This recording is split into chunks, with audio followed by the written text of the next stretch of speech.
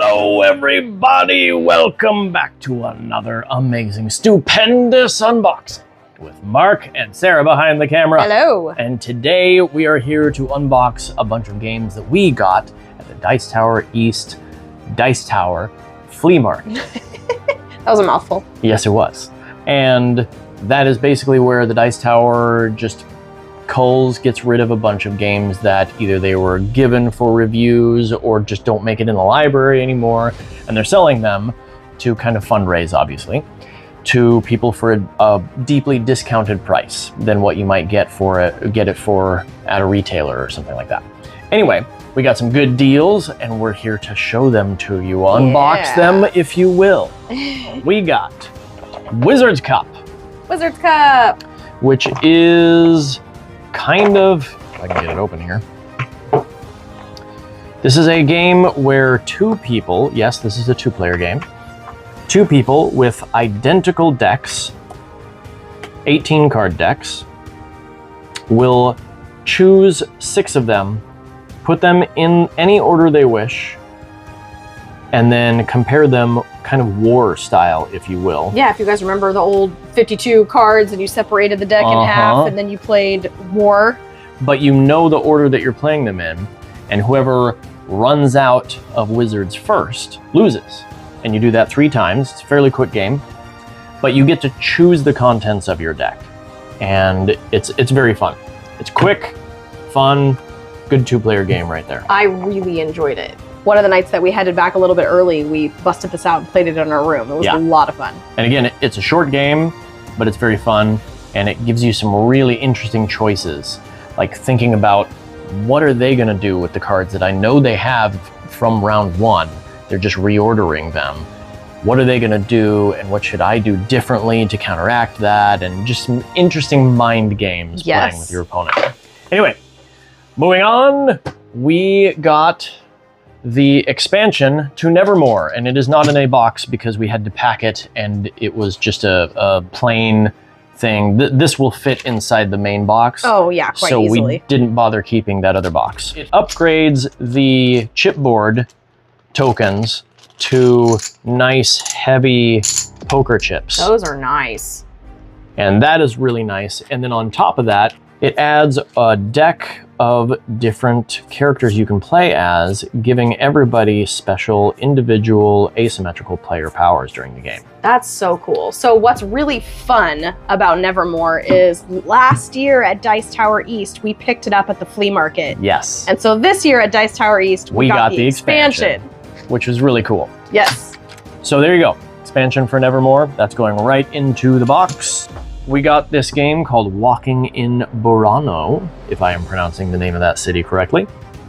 And Sarah really liked the visuals of this game. And so we went ahead and picked it up, again, because it was a good deal. And we tried it out in our room. And it is quite charming. It is quite, that's a very good way of putting it. Quite charming. And it even came with a promo expansion right here. But you have the rulebook, obviously. I haven't been opening the rule books. That's so unlike you. Mark loves rule books. I do. Well. And a score pad. We hope Mark loves the rule book. Sometimes when he doesn't, you can see smoke coming out of his ears.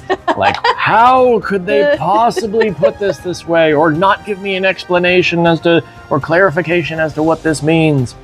Anyway, so we have some tokens for victory points. We have some tokens for coins. We have a little cat first player marker, which is awesome. Cute. And then we have levels 1, 2, and 3 of a house. So you're building your own 5-house 3-story grid block during the game. And once you complete a matching top, middle, and bottom, not in that order, then you get to take a tourist or somebody who lives in the village as a bonus card to put underneath. And that makes this house worth 1 point for every regular plant. Ooh. Now, this would not be a very good house right here. First of all, you wouldn't be able to do it anyway because it's not the right color. That's true. But that bottom and middle is looking pretty good if you wanted to take that bonus scoring card. There we go. Look at that. This that tourist loves looking at this house. This house is worth 2, 4, 6, 8, 10, 11 points plus 2 for the tourist himself. Oh, that's nice. 13-point house right there. That's very nice. I like it. So you're drafting these? Yes, over the course of the game. Sometimes Mark takes the one I want, even though he can't use it. Very cute little game. Yeah. Again, it was charming. Yes. So that was Walking in Burano. Then we have this game that we basically got for the kids in our lives, Dragons versus Unicorns. Dragons. Essentially, I don't think I've even opened the cards in this. Nope. There is a die, there is a rule book, and there are cards. These are going to be the dragon cards. And so in this game, well, first of all, there's some action cards that do stuff. Okay, I have not seen these. Yeah, we haven't seen any of these. What is this card? That looks ridiculous. Backflip drop kick. Electric eel lasso. Burning touch. Sharp claws. Okay, this definitely looks like something the kids would like. Oh yeah. And so you are going to be building your dragon or your unicorn over the course of the game using these things here.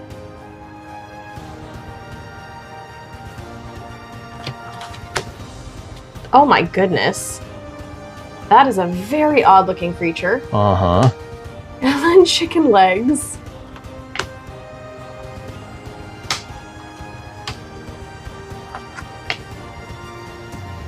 Okay. Yep. That's so bizarre. So, and then you'll be battling your characters. Okay. And so that is basically the game. There we go. And it's the novelty of having, fun things to create. Create your own weird-looking dragon or unicorn. Let's go ahead and take a look at the unicorns. Ooh, invisibility. Explosive burp. Oh my gosh. Okay. That's my favorite card. A Oh, chainsaw horn. that looks super painful. And a rainbow laser. Is that like a Wolverine thing? It comes out every once in a while. Boy. We have jet engine legs and fuzzy pink bunny slippers and lightning tail. And you have zombie squirrel bazooka. Wow. You've got a water gun and a skeleton legs with a skull down there for no apparent reason. Pea shooter, pit bull feet. So there you go. That is Dragons versus Unicorns. I've been wanting to get this game for quite some time, and it was on a great deal at the Flea Market, and so I was really excited to find this in there. Gosu X. Yes, Mark has been mentioning this for quite some time. I have. We have not tried it out yet, but I expect to like it. It is a 2-player card battling game with awesome components. These are all wooden. Those are nice. And what you're gonna do is the 2 players will draft these factions, 3 each.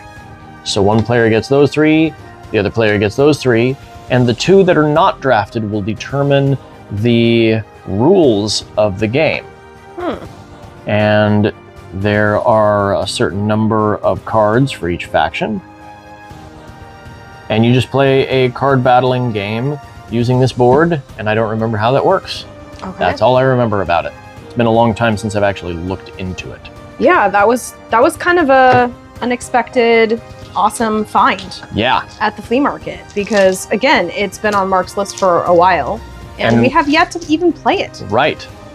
And so I was excited to find it on a really good deal, and I was like, I'm picking that up.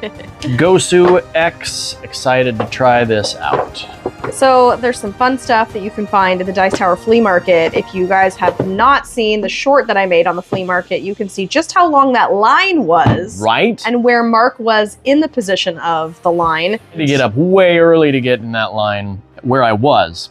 Yeah. Last year I missed it. I didn't get up early enough. And so well, we just didn't think we needed to. Right. But it was very people stand in over. line 2 hours before they open the doors. So if you want to be in that first wave, you got to get up an hour and a half to 2 hours before they open the doors. But you can find some cool stuff. So this final one, spend the time on it. Right? This final one that we found. What is this? Oh, I didn't even see this before.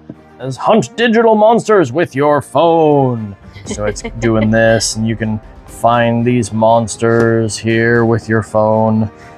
That's really cool. But in any case, we discovered this board game at another convention. I don't even remember which one. So we found them, not this last March, but the previous March at Dice Tower West. That's right. And had a great time at their booth. Demoing their game. Yeah, their game was a hit. This game. The team was incredible that was working on this, and we talked with the artist and everything. That was just awesome. And so it is an augmented reality board game where you're going to take one of these explorers into this mansion here and go around and looking for